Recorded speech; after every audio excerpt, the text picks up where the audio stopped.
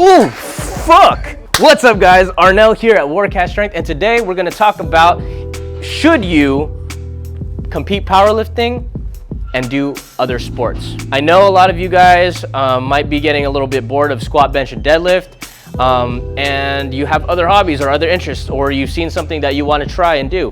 So sometimes that could be a good idea, sometimes that could be a bad idea if you're trying to still be competitive in powerlifting. Unless you don't give a shit about being an elite powerlifter, go ahead and go for it. Have fun. But there are going to be some things you're gonna wanna consider before going all in into another sport. So, some things you're gonna wanna consider are the exercises that you need for this new sport, the training frequency or the recovery period between your sessions, the intensity that you're gonna be training at, and the structure of your workouts. Hey, let's check it out. Let's talk about Strongman, okay? Strongman is an awesome sport that requires a lot of different energy systems being used. So you need a lot of good endurance, strength, power, all of that good shit. Some exercises you're gonna wanna consider are the log press, the Atlas stone, and the farmer's walks. These are just a few exercises in the humongous slew of different events that you could be doing for Strongman. So when you are structuring or integrating your powerlifting training with your Strongman training, you're gonna wanna take into account that these exercises are pretty fucking tough. These aren't just, these aren't just squat, bench, and deadlift, okay? You're literally utilizing your full body with almost all of these exercises, literally all these exercises, not to mention all the other events that you're gonna be training for. When it comes to structuring your workout and your intensities and stuff like that, what I would recommend if you're gonna get into Strongman and do this, do your Strongman training first, and then do your powerlifting training afterwards. This stuff is gonna be harder to do, and it's going to be even harder if you're already tired. So do these first, then do your squat, bench, and deadlift work afterwards, along with whatever accessories you need to do. Because powerlifting makes up such a good foundational part of Strongman, this is kind of a, an easy hand-in-hand type of deal here. You can do this, but just be warned, you're gonna be very fucking tired and you're gonna need some recovery periods. So make sure that you give yourself good rest and try not to overwork yourself doing these things, okay? You can get yourself injured. Yes, nope. Sorry. Yes, I would, and I have done this.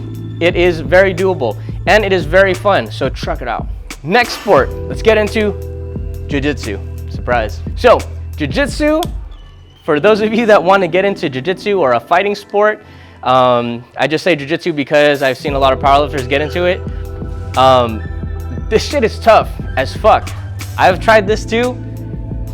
It's not gonna work out the way you think it's gonna work out. You're not gonna be just like this strong, beefy fucking dude who can also kick ass.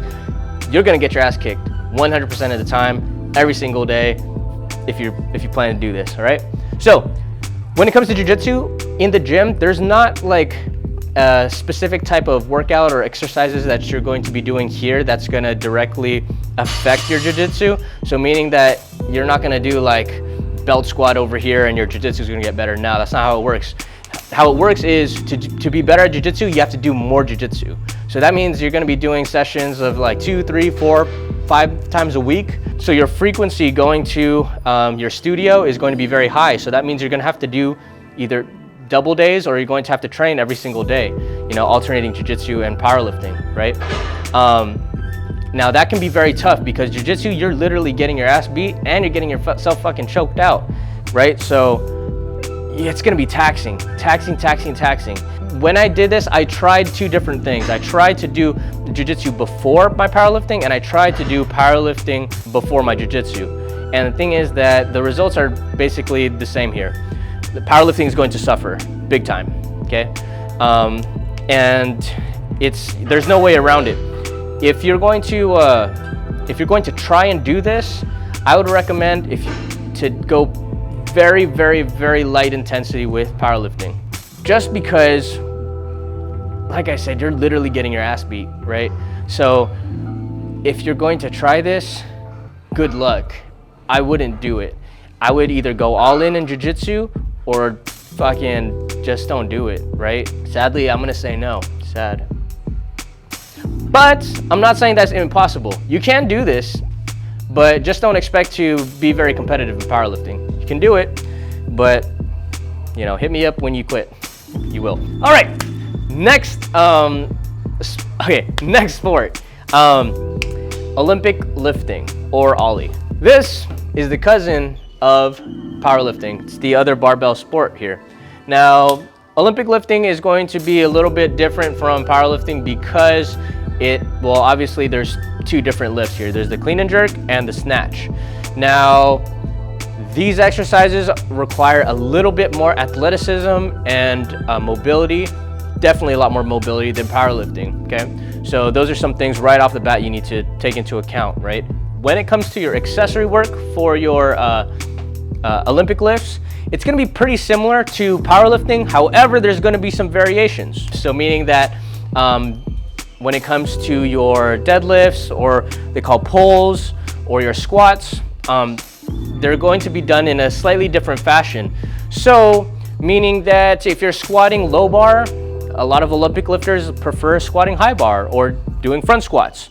A lot of powerlifters will deadlift sumo, or just regular conventional, whereas in Olympic lifting they will do their pulls or deadlifts with heels on, and they never fucking pull sumo. So those are some things to consider when you're structuring your exercises, because if your muscle memory is very strict on a certain way of doing a specific movement, it's gonna be very hard to just switch back and forth from squatting one way or deadlifting one way, back and forth from Ollie to powerlifting.